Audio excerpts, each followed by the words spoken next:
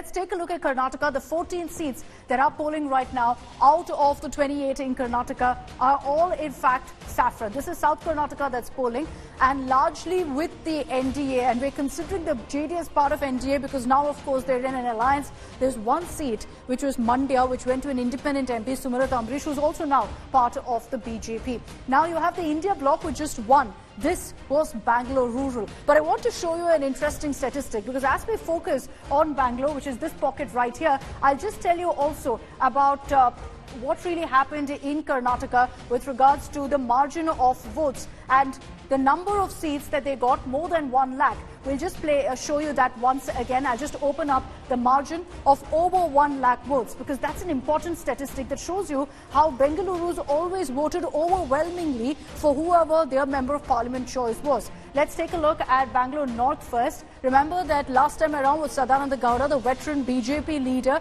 He's now bowed out, retired. Instead, you have Shobha Karanlaje in his place. But he won by a margin of over 1,47,000 votes with 53% of the vote share going for him.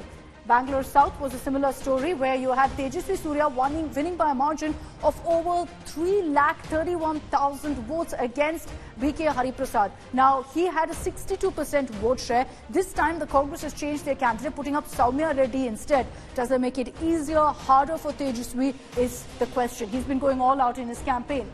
Now, remember that the one seat in South Karnataka that the Congress managed to get was Bangalore Rural, and that was by a very, very comfortable number. DK Suresh got 54% of the vote share with over 2,06,000 votes.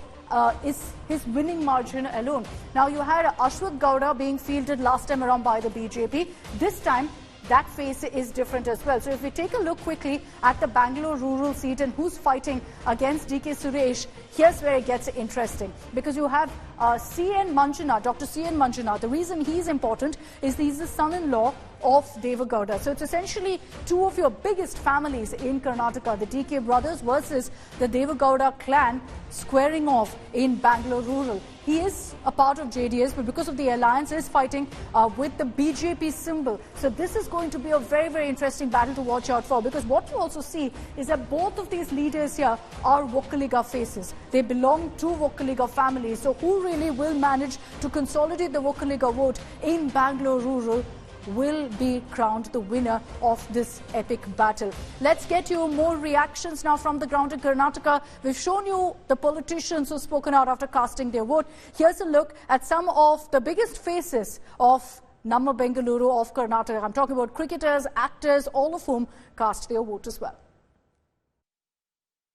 Here in Bengaluru, what is the message for Bengalurians and all the South Bengaluru? Everyone will say the same thing. Please come out, vote, express what's in your mind, and choose your leaders. And what is the issue that Sudhamurthy looks at? Is it the candidate, the party? What does Sudhamurthy look at? I always look at the stable government, government which will work, which will help poor people. That's always in my mind. And usually people, because it's summer, don't turn out, and it's a long weekend. Summer you go for hiking, summer you go for